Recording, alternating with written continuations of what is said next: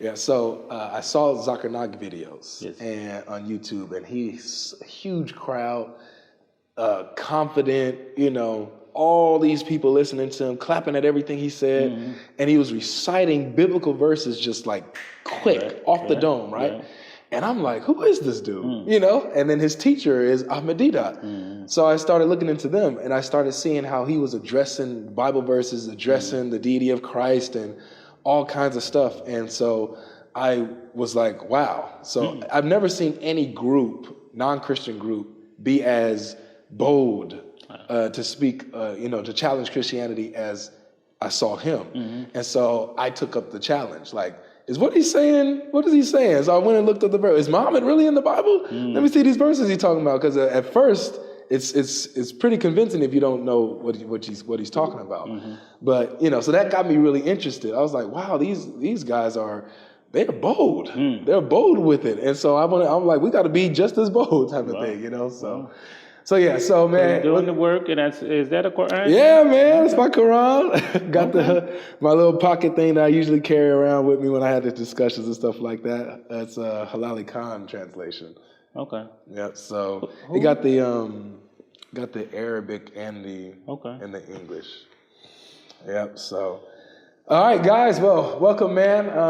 This Imam here, Imam Fatim. Yep. He allowed us to come to the masjid and have a conversation, man.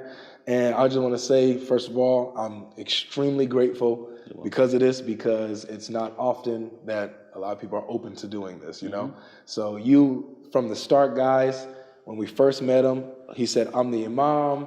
You know what I'm saying? You guys could, take down my number, call me. He even gave us some Somali food, man. It was good. So it was amazing. So I just wanted to talk to you guys about some things I see in the Quran in regards to Christianity, mentioned in the Bible, stuff like that. First of all, what is your understanding of how the Quran views the previous scriptures? Bismillah.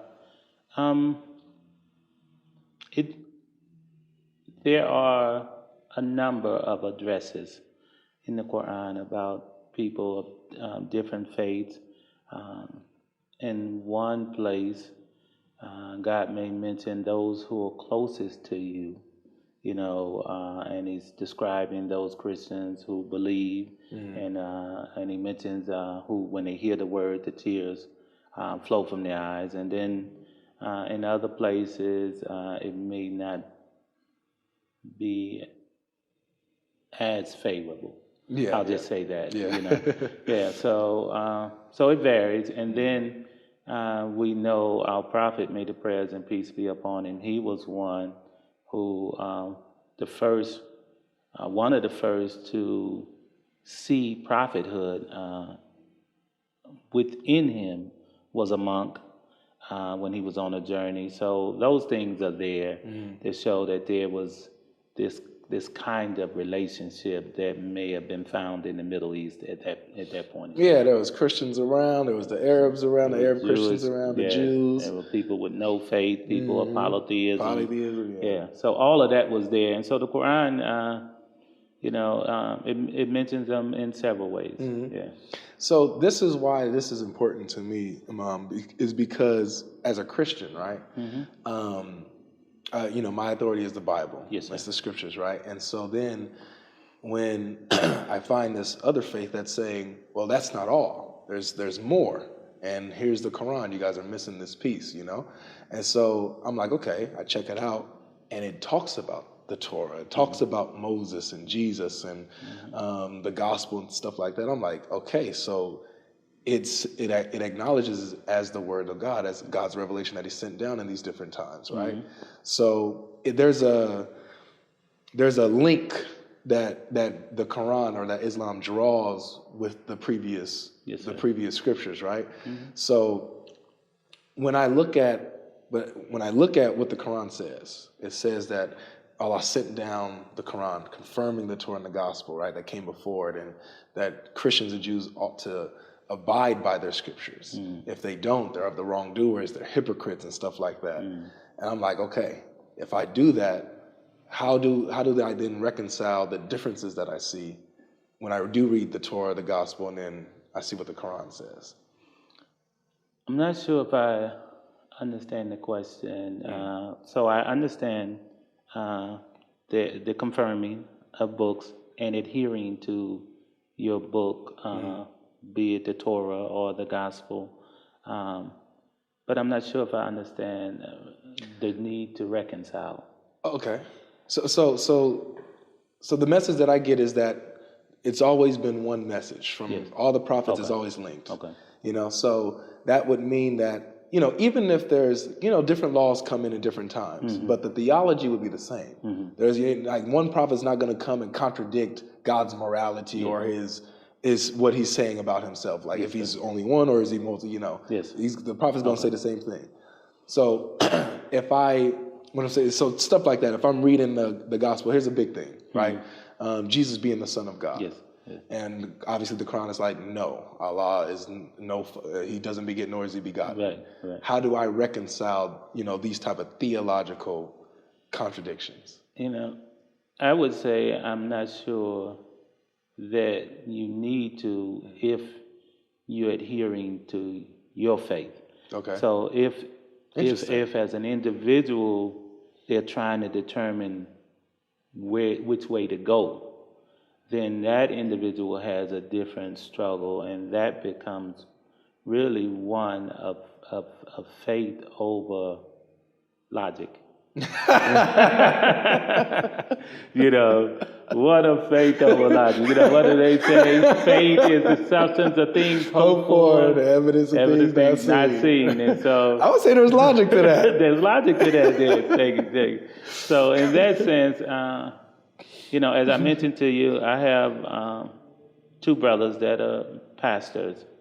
When we get together around the Thanksgiving table, we talk about the things that we can do together because they're not trying to convert me and I'm not trying to convert them. And so I don't go into the water to challenge their theology. And my brothers will sometimes come to the mosque and catch Jummah.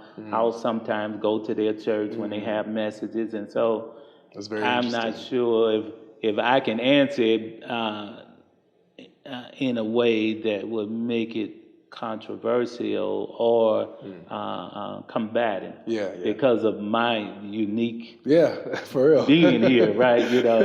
So we have a different relationship, and we have the church next door and the bishop, and we interact. And so we don't interact on theology because anytime you go into that water, it can get muddy, and it can get ugly, right? And so we don't talk about theology. What we do talk about is how we can clean the neighborhood up or how we can help the people who are less fortunate. And those are safe spaces. And so the individual who's interested in a different, if they're not sure where they're at, if they are not sure which direction they want to go into faith-wise, then they have that research to do. And then at a certain point, I think heart does trump, the feeling, the intellect. At a certain point, you say, "Well, I just believe." This is my faith. If you ask me, I thought my family thought I was going to be a preacher. I can't tell people what intellectually or theologically was the first thing that moved me. I could, now looking back, maybe say the simplicity of it. I could say something about it, but really, it was an invitation that I couldn't refuse. In the same way my brothers them accepted theirs. Okay. So you guys focus on, you said, more of the community outreach and more things that can bond you. Yes, sir. If we go into theology, those are the things that it could be a challenge because there are differences. And as you mentioned, Ahmed Deedat and those who devoted their time to challenging people of other faith, and they say Ahmed Deedat did it because in South Africa they were getting, whipped theologically. I don't know, but that hasn't been my story, and maybe the story of many convert Muslim imams, you know. So it's kind of a different dynamic in that Interesting. sense. Yeah. So let me touch back on Okay. what you said was interesting is that you don't think you wouldn't necessarily say that it's necessary for a Christian to have to reconcile as long as I'm abiding by my book and right as long as I'm staying true to what my book says. I don't have to necessarily reconcile.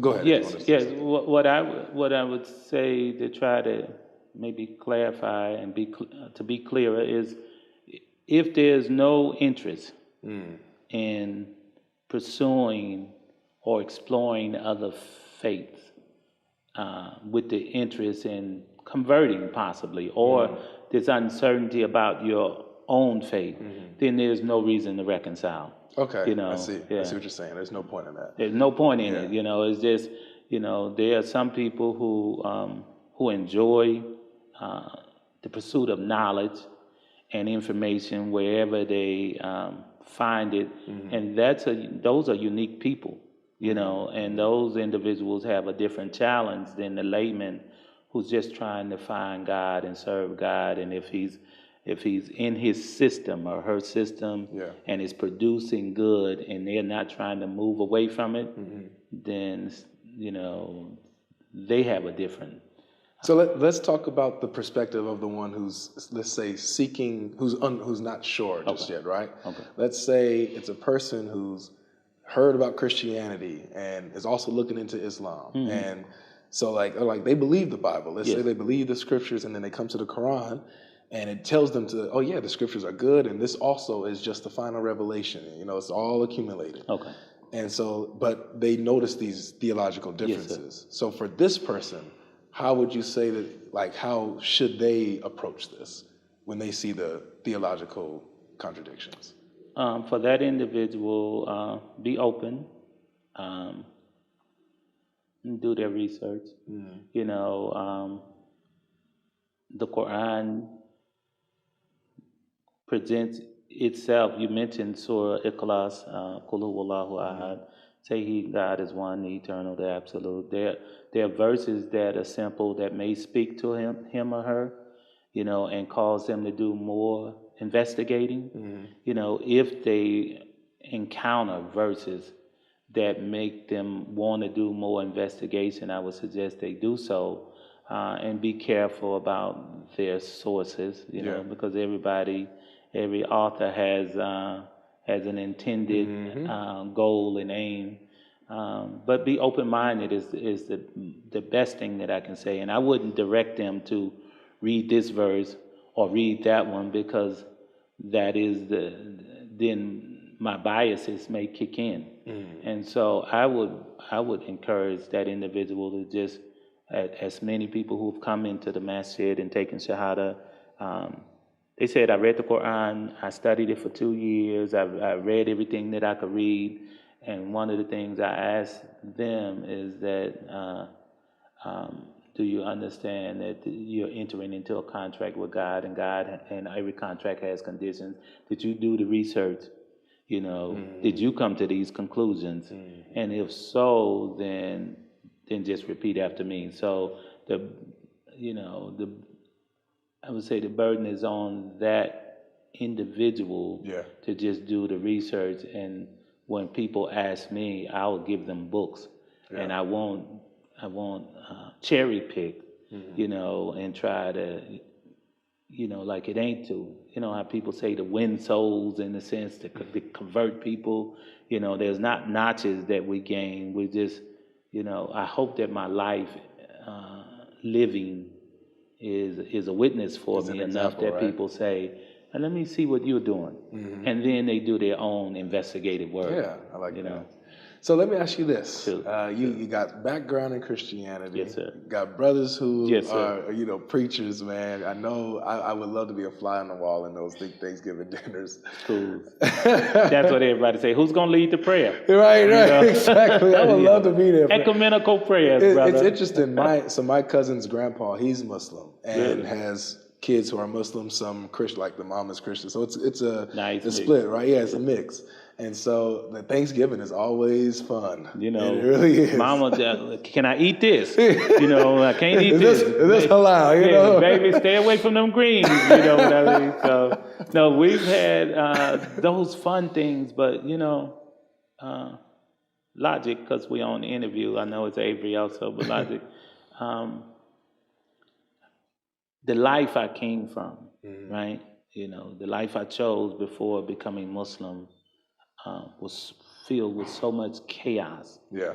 that my brothers are just happy it's not that chaotic life. Yeah. And so, you know, when many of the people who come to Islam coming out of prisons, they're not, it's not a theological, in-depth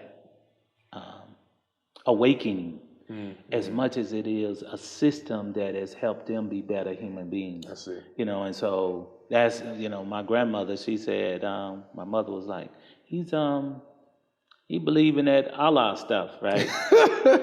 You know, that Allah stuff. Yeah, you know, and my grandmother, who probably had a third grade education, she said, do we believe in God? And she said, yes. She said, that's enough. You know, and just her simple understanding was what, I hope most of my interactions is it gets down to that basic statement, you know, and I don't want to, you know, let a preacher get up here, a preacher will talk, but I got so many, 55 yeah, too, there it is. so my friend was buried, Eric Chester, Thursday. He had come home from prison. He was went at 15. He came home at 32. His mother and father are Christian preachers, right?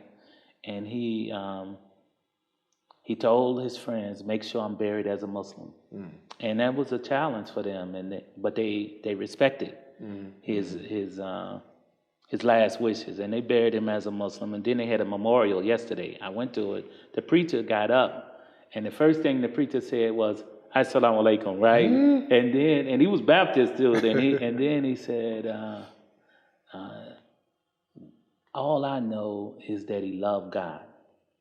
Like he went to the most basic and fundamental, you know, connecting piece instead of saying, you know, he said he asked him one day, he said, "Eric, when you coming back to the church?" He said, "Pastor, you know I'm Muslim," you know, and they had this relationship, you know, so that's dope. That's how I try to live. Okay. You know, so. So now let me ask you this then too. Okay. With that background. Yes, sir. How do you view Jesus? You know, my relationship with Jesus may have been influenced by my relationship prior to coming into Islam. You know, all Muslims, we all say we love Jesus. You know, Jesus is mentioned in the Quran a number of times, Isa and stuff, right? But I view him, as the Quran has taught us to view him, as a prophet, as a miraculous, born miraculously, born by a virgin mother, you know, with miracles performed. Yeah. So it's as the Quran has presented it to me, and I would just say with the love of somebody who was also Christian, you know. So. So how do you make that transition? Because obviously, as a Christian or with that biblical view of Jesus, is very high, right? It's not like, of course, he's the most like loving and generous and caring, and he's just so wise. He knows how to handle himself in every situation. But he also had like these claims about himself, or did things that we know no prophet could claim or do, you know. Unless it would be blasphemy. How do you make that transition, you know, into like, you know, I keep that love of Jesus and how he displayed himself, but then like, but he's just a prophet. How do you make that transition? Well, I think more than anything, just a prophet will minimize that feeling if I said just a prophet, you know, but for me, um, it, it wasn't two things, I'll say. Okay. One, when I was raised in the Baptist church in Shreveport in the 70s, I, I keep trying to look back and I think about the message, and maybe it was the time period and the pastor himself, because I felt like he stayed in the Old Testament more than he did in the New. Yeah, I And totally I get that. so uh, Easter came, and so we celebrated, but I don't know how attached I was even then to God or the Son of God as much as I was to this magnificent individual whom I read and when I went to Jerusalem, I was on at the Capernaum where the Beatitude, and I could feel all of that peace, and I was connecting with it like a Christian and stuff, right? And feeling that.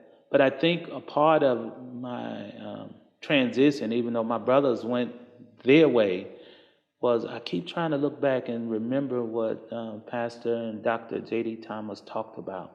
And it was these things that still resonate with me from the Old Testament, and even when in the New Testament, about character and about behavior. And those things, I think, spoke to me more than the person. Getting ready for the next prayer in about 15 minutes. So he's got a 3-minute, you'll hear that, declarate that God is the greatest, God is the greatest, And so, yeah, that's what he's saying in Arabic. Yeah. Does he go for, you said for 3 minutes he does it? Probably a minute, but I always said, depending on who's, depending on if who they it can is. go, it's like the singer. You got Mahaya or you got V, right? So it depends. How far does the sound go? Does everyone only in the neighborhood? In the neighborhood, the homeless people often say, when we turned it down, why y'all turn that down? We like that. 5 o'clock in the morning. Wow. It's safety and security and knowing that something is consistent. Yeah, something they're familiar with. And we've been blessed to be here so long, providing services, that we've not had any problems about the sound in 30 years, which is crazy, right? Yeah. People walk up, they say, wow, that's the first time I heard this in the U.S. on speakerphone. They used to have wow. No complaints, no reports, no nothing. Thank God. Wow. We've been fortunate in that regard. Is it a Muslim community around here? We started an initiative, my late wife and others, creating a Muslim village, and the idea was a safe zone. Yeah. We started buying fourplexes that used to be cracked.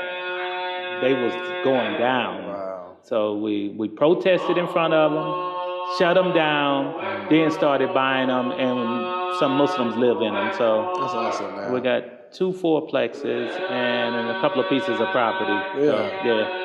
But everybody come and you see drug-free, crime-free zones that the city helped us with. But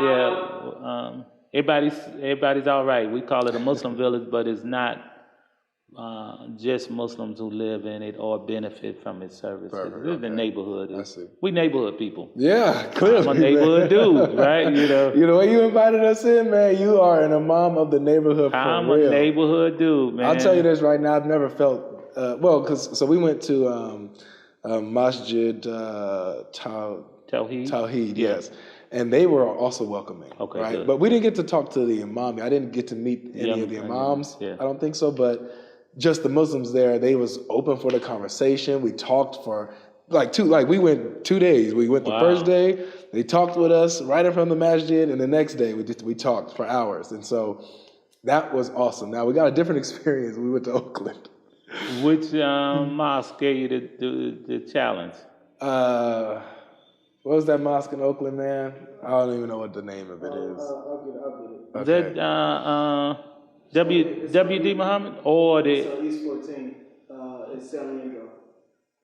not on 47 and Bancroft? East 14th is San Lorenzo. Okay. Yeah. No. Primarily people migrated here, or was it African American? It was African American Imam. Oh, okay. Well, That might have been off of an 98. African. No, he was a straight African. Was he? Yeah, he was a straight African. He ain't have no love. That man was a straight African. Yeah. But here's the thing: so at Masjid Tawheed, the brothers, a lot of them were Africans. Yes. You know, and so they was glad to talk to us. You know, and just talk, share, and talk. Excellent. With Oh no, it was San Leandro. So it's Islamic Center, Masjid Al Farouk. Okay. Okay. Now with that Imam there, that he did not want to like have a conversation. Like he just wanted to like kind of just preach at me.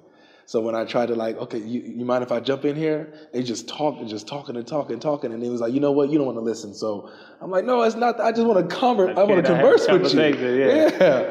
And so he's like, you guys can just leave, you know. And so it's like, it just wasn't one of our young guys, he must have been following some of it because he mentioned some of the things that Muslims have said, you know, and it wasn't flattering. I guess they didn't want no part of you. And here's the funny thing. Yesterday we did a live stream. Okay. We did a live stream on TikTok, and we was like, for the Muslims that have a problem with GodLogic, right? Come on up and tell us why. And so when only a few of them came, there was people in the comment section that refused to come up. But for the ones that came up, we was like, okay, so what's the issue? Oh, you know, he's disrespectful. What's a disrespectful thing he said? Oh, you know, he said that, you know, Muhammad's a false prophet. Why did he say that? You know, yada yada yada. Okay, so he gave his reasons on why he believes that Muhammad's a false prophet. Yeah, but that's just, you know, he shouldn't be saying that. But it's the middle of the conversation. Do you believe that Jesus is God? Right. No. Oh, but you're allowed to say that. Yeah, but you can't. You know. Yeah. So it's stuff like that. That's, you know, sensitive. But, I could imagine, you know, and I think the answer for any of us is, you know, and you've heard it if you've been around Muslims. What do they say? The chapter 109. Oh, you believe? You. I'm not a Hafiz yet. I'm working on it. Well, I'm not. You know, I figured you might be logic. You know, hey, you know what? I met a brother a long time ago. We were feeding homeless and stuff, right? Near the shelter, and a brother come up to me. He's old. He's dusty, kind of, and he says, "I'm a Hafiz, right?" And I said, "Oh, you're a Hafiz, right?" He said, "Yeah, in English." Which is amazing because, you know, 6,000 verses in English.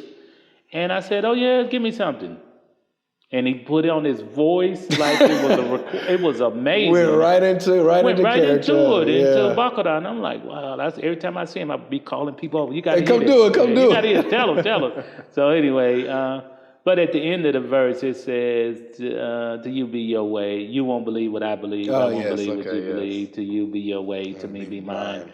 And so at the end of the day, I think that is the case. You know, in some instances, you know, dialogue for good is different than dialogue for controversy. And aggression. You know, we got enough of that in the world, you know. Absolutely. So I'm telling you right now, my viewers are going to love this conversation because it's going to be refreshing. Wow. You know, because it's to be able to, one, get an imam to sit down with you and take the time and just chat. Like we're talking, and they're gonna. I'm loving it. They're gonna, and I want you to see it. I'm gonna come back. Be like, did you see them? Send it to me. Okay, otherwise, I'll stay clear because I like you. I like my cameraman. Yeah. You know, I don't want nothing to mess that up, right? You know, it's y'all cool young dudes. For sure. Can I ask you, how old are you? I'm 29. How old are you, sir? 29. Wow. So yeah, we this is what we do, man. So all right, so before the call, let's talk about Jesus. On that note, tell him your biggest conversation on your channel. Oh yeah, so the biggest conversation on my channel was, so I was in like in San Diego, Balboa Park, a lot of traffic, Muslims, Christians, whatever, and so we have a tent that we put up, to invite people for conversation. So two young Muslims came up. One was Somali, and I think the other one, I don't know what he was, but anyway, they came up, and this conversation got 630,000 views. Crazy. Completely surpassed all my debate videos, all my controversy videos. Wow. And it was just us kicking it, talking, yeah. And they was challenging, like, if this is true, then why would Jesus say this? Here's the answer to that. Oh, okay, and they're getting understanding, and I'm challenging them on the Quran, and we're getting understanding of stuff. And it's just a conversation and us listening to each other. No trash talk, no, none of that, but just exchanging and challenging ideas and listening to each other. Best video on my entire channel and all my long form content by far. People want peaceful dialogue. Yep. They don't, you can turn on anything and get combative. Yeah, get all the fights and stuff like that. Confrontational, yeah. So it's those conversations that I love the most. I like. When I talk to someone who can't be honest with me in a discussion, or like can't have this dialogue, I can't do it for long. I'll be like, you know what, man? You cut it. Yeah, I'll be like, have a good day, man. I'll tell them, look, I have nothing bad against you, but as far as conversation, we can't go. Right. And so I was like, so just take care of yourself. Smart. So some of them would respect it. Some of those would be like, oh, you're running. No okay, way. I'm running. No way. I'm running away, man. Say whatever. I'm running. So, but yeah, so that's how it is. It depends, I'll take a look at it, your videos and stuff. I don't know, man. I don't want you to. Right. Now keep my feelings the way it is. Y'all good dudes. Let's keep it good, right? Yeah. You send me to whatever. Yeah, I'll send you this one. Send me this one. Be like, I let that dude in here. I should have. Where my killers at? I got killers already. Where my killers at? Oh my gosh. Oh man, this is funny. Yeah. Okay, so. Yes, sir. So you was talking about So you wouldn't say that Jesus is just a prophet to you. I said, to me, just a prophet just sounds like, and there's a Quranic verses that puts everybody in this, the major prophets and then minor or messengers, but when you think about any of them first, especially nowadays, because you have people who say they prophets, you find that in the church all the time, right? So just a prophet would be, look, that's a whole other conversation. Man, look at it. Second, third hand embarrassment, bruh. So anyway. That's a whole nother, so just a prophet may generalize something that's big and God ordained, you know what I mean? And what Christ came with was miraculous and transformative. And Absolutely. so there's no way to make that small. I just, my faith tradition just don't make him God or. So yeah, let me talk to you about, because this is interesting, man. Now, when I was reading the Quran and finding out about what it says about Jesus, it honestly blew my mind at how, because, man, so let me just tell you. So when I talk to Muslims and they'll say, yeah, he's a prophet, well, he's not son of God or anything like that. He's, just human, like the prophets. He just was, ordained and assigned by God and born miraculously and stuff like that, right? Did miracles through God. God did works through him. Got that. No worries. But there's places, man, like, for example, it calls him Allah's word, right? That he cast down to Mary and a spirit from him and stuff like that. And I'm like, how do you read those verses and think that he's like just merely human? Right. Not just say just a prophet, but merely human, a human prophet, let's say. It seems that it gives him more, than that. What do you think about that? I think in the same way, that beauty is in the eyes of the beholder. The reader reads through the lens and sees through the lens of their orientation. You know, and for us as Muslims, with all of those things, some of them maybe even unexplainable, we still see and hear through the lens of what they refer to as Tawheed, God being one Uniquely and one, eternal. yeah. So I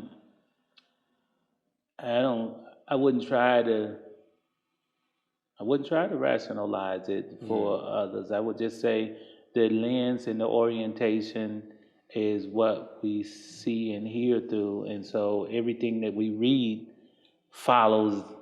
Imam Muhammad, may God have mercy upon him, he used to say, follow the logic to its logical conclusion. And so if it starts here, then as a Muslim, everything that we read is going to be impacted by its beginning. Yeah. You know what I mean? Yeah. And so That's the ground's already been set. And your bus came? Did they order? Never came back out.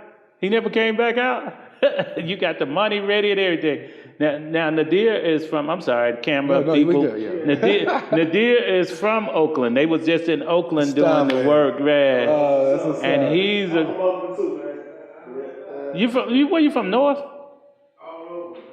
He said all over, man. Yeah, that's where my mom from, Sabrina. Let's fly. Yeah, that's where my mom from.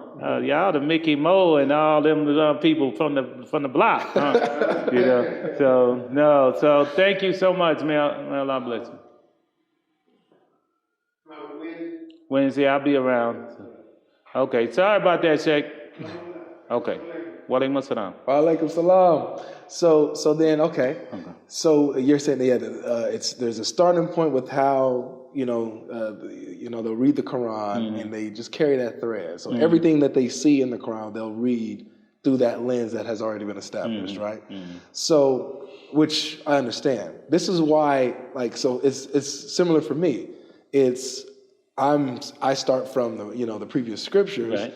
And I'm reading, I want to be honest to what the Quran says itself, right? But at the same time, I do have a lens of what I've seen, like in the gospel, it says in the beginning was the Word. Yes. The Word, you know it. Yes, Word yes, was with yes, God, the yes. Word was God, Yes. right? And the Word became flesh, dwelt among us. We saw His glory as the only Son of God, right? And I'm like, it blew my mind that even something close to that was in the Quran. Yes, yes. That Jesus is Allah's Word, that He cast down to Mary and the Spirit from Him, and Yes. I was like, yo, that's too close. But you begin the conversation by saying that the Quran or Islam boasts of being a continuation of previous scripture. So for those connections to be found, kind of supports that rationale. Yes, so that part of it, though. Okay, that part of it. So yes. because you have that part where it's like, okay, yes, that's the link, and I would expect that type of link, right? Yeah. But at the same time, there's the other stuff there's that disconnect of the link, that he's the Word of Allah, but he's merely a man, and just like his mother is just a human and stuff like that. And so, according to the gospel, the Word itself, He is God. He's one with God's essence, and He reveals who God is, right? And comes in the flesh. And so there's that fundamental disconnect with the identity of Jesus and and His nature. You know what I'm saying? So there's a link, and then there's the disconnect at the same time. I understand. So it's fascinating to me. Yeah, I think so. And I don't know. When I talk to my brother, or he talks to me about it, and he was, I'd say he's Kojic, but he was apostolic, and apostolics got a little, when I talk to apostolics, they almost make you think that they are completely monotheistic, first. And then I listen, and so I'm saying that to say that it really comes down to how you're looking at it. You know, you see the connection, and there's obviously going to be some disconnect, because if it wasn't, we'd all be one happy family and proclaiming the same thing. Probably still be Kojic. We'll still be. You ain't Imam Kojic. No, I'll be pastor from Pastor a Baptist Imam. tradition. My mother raised us missionary Baptists. My brothers them ended up Kojic, which is I see, like I see. Kojic wasn't even in the South. There was a few tents being pitched every now and then with revivals, and they were, we call them holy rollers then. Yep. It wasn't churches. It wasn't no Kojic churches then. It was missionary Bible Belt. Interesting. So I would be pastor, not Fatim, Torrance Shea Washington, right? You know, T.S. Washington. You know, you got to bring the initials. You know, T.S. I would be pastor T.S. Right? So, but those differences are there, and it really comes down to how one is orientated and what system saved them. You know, that indebted them to his ideology and his philosophy and his theology. You know, and so whatever that system is, you know, we cling to it. And I remember once, early on as a Muslim, and it was influenced a lot by the Nation of Islam, having a dialogue, a more debate with a young man who was, he was Christian, and he was trying to save me. And at the time, I was in my 20s. I liked those things, those kind of exchanges. But I remember... You telling me that I'm not going to like it when I get a little older? You're not going... Those confrontational ones, you're not going to like... Because, come on, let man. me tell you something. That's like my... Look, that's your... Look, let me tell you. But even then, when I defeated him in the argument, I saw the light go out in his eyes for what he was on. And I didn't like that feeling, because... we were actually in prison at the time, and he was holding on to something that was saving him and giving him hope. And if I'm not going to give you something, and I'm just going to make you hate what I'm on, but also weaken you in your faith and tradition, did I do him any good? And so I committed myself then to never being into an argument or a debate or confrontation, or I wasn't going to try to defeat people, you know, logically. You know, if somebody asks me a question about Islam and I can answer it, I'll answer it and preference it by saying, for me, this is what works. So I won't, So anyway, that's how I got to this place where we're able to have such a nice dialogue. 'Cause, I don't think I could have defeat Logic in his, in his you prepared, right? But I wouldn't have tried either. I would not have tried, and I would have just stayed in this safe place where I'm happy with what I've chosen for myself, and you know what I mean? Yeah, I hear you. That happened to me when I was young, and I remember this look, and I said, I don't never want to do that to nobody again. You know. So for me, I like what you're saying, because I try to make sure that I pride myself on, when I have my conversations with people, it's to not win the argument, but to win the person. It's exactly what you just laid out beautifully. And so that's why a lot of people appreciate kind of my approach, my style, it's hard to imagine you being this other dude that I've been told about, because you actually got a decent disposition and mannerism. I guarantee you.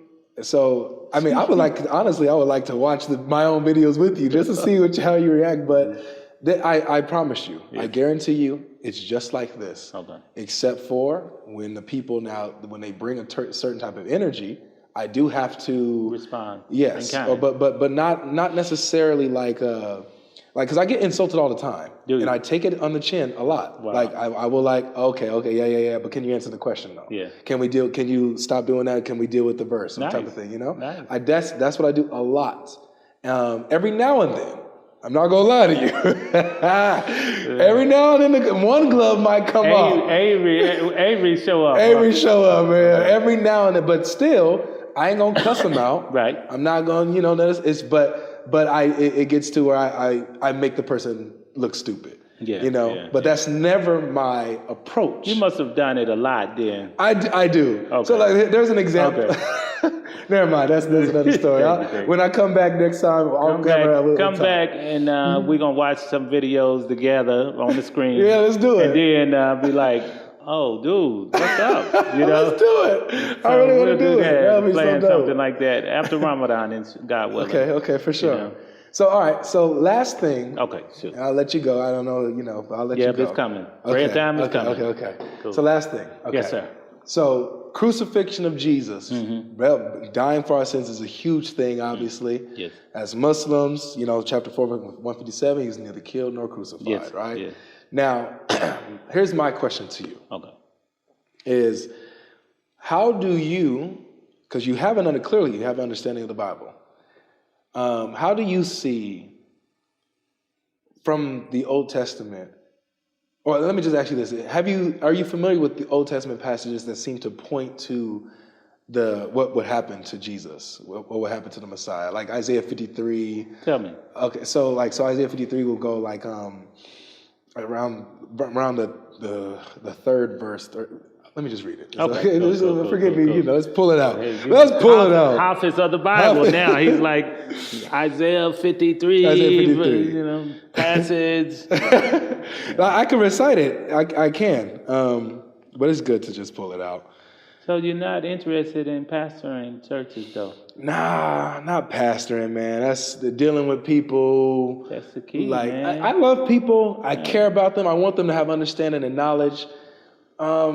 I just don't feel like God is calling me to be in four walls and stay in one place. I move around a lot, An evangelist. Yes, yeah. My mission is like going to the mosque on a Sunday, going to somewhere else on a Sunday. So whatever God says, if he calls you, you're gonna answer. I'll answer, definitely. That's right. That's my thing, obedience. That's right. So a few passages here. It says, so he was despised and rejected by men, a man of sorrows and acquainted with grief, and as one from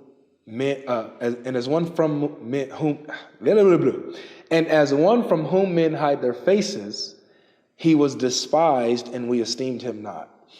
But surely he has borne our griefs and carried our sorrows, yet we esteemed him stricken, smitten by God, and afflicted.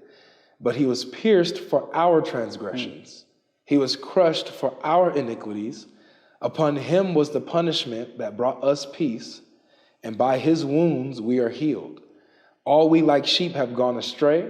We have turned everyone to his own way, and the Lord has laid on him the sins of us all. So that's just a few. That's like just 3 verses. There's 12 verses in all. Okay. It's deep. It's really good. Yeah. But so passages like this in the book of Isaiah, 700 years before Jesus is born, how does somebody like Imam Fatim view something like this? Hearing some of it for the first time, to be honest and frank,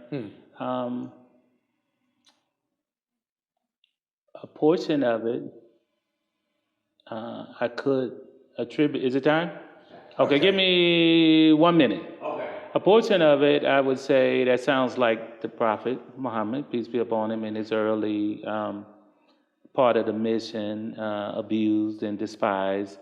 The second portion of it is I hear it